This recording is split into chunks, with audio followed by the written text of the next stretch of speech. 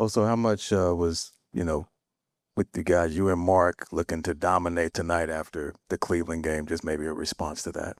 Yeah, definitely. We both weren't satisfied with how we played last game, and definitely wanted to come out with an edge and just really go after winning tonight.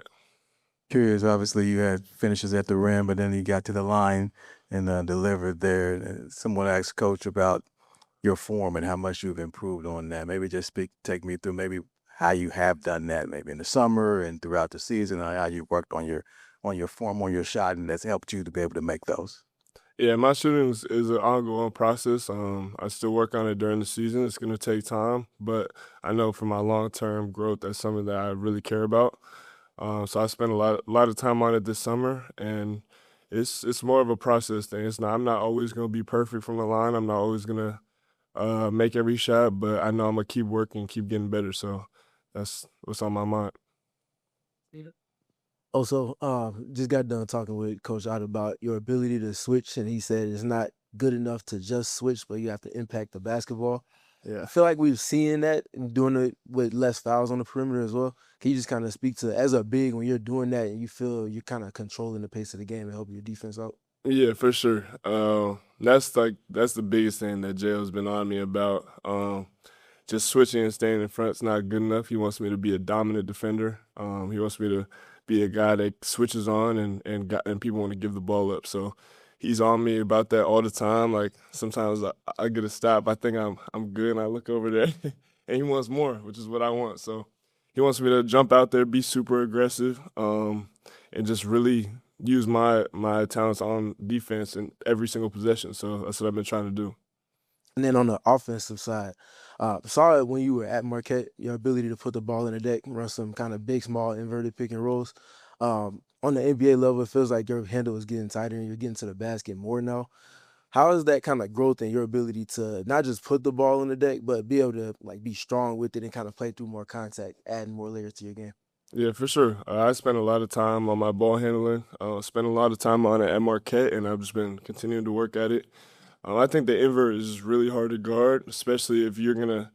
We have such talented guards on this team that a lot of bigs are up in coverage. So if you're up in coverage when I have the ball, and then a guard sets a screen, it's either a red or a switch or some type of miscommunication on defense. So I feel like good things happen when we get to it, and it just is a different layer to mix it up instead of the regular DHO or ball screen. So I think when people think about Royce, they think just about his shooting this year, but just I think he had like 3 steals and 3 blocks, right? Just what can you say about his activity lately?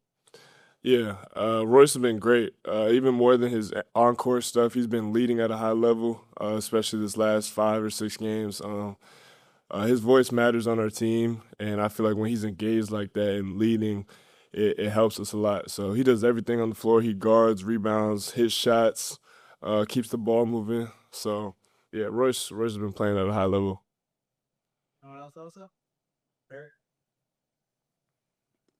And Barry, what the play? I think it was in the second quarter. You grabbed the rebound.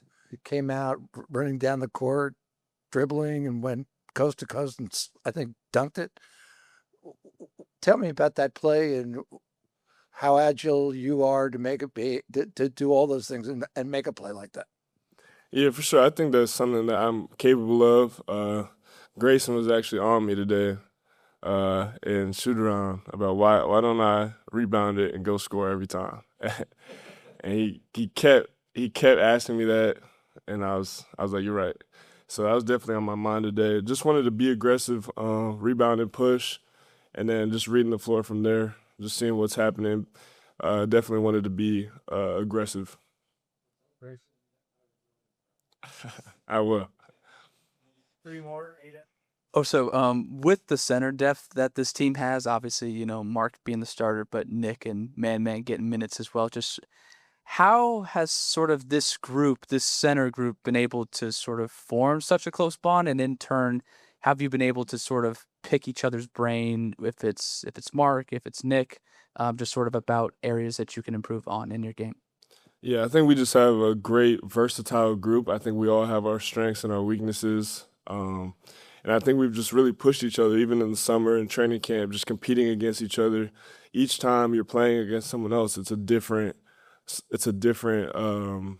layer to a big. So Mark is good at certain things. Nick is obviously a really good rebounder, physical.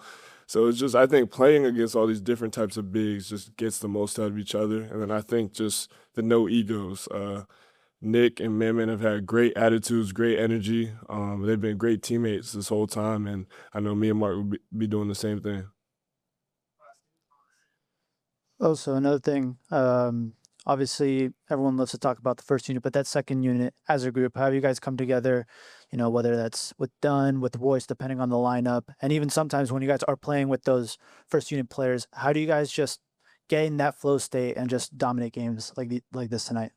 Yeah, the second unit, we take a lot of pride in coming in and changing the game. We take a lot of pride in sharing the ball and just playing the multiple action, everyone touching it, everyone guarding, flying around. So I think we've kind of found our identity as a second unit, and we just want to impact games every time in those ways. Also, 4 stocks for you tonight. In the games when you have hits at 3 or more there, y'all are undefeated so far this season.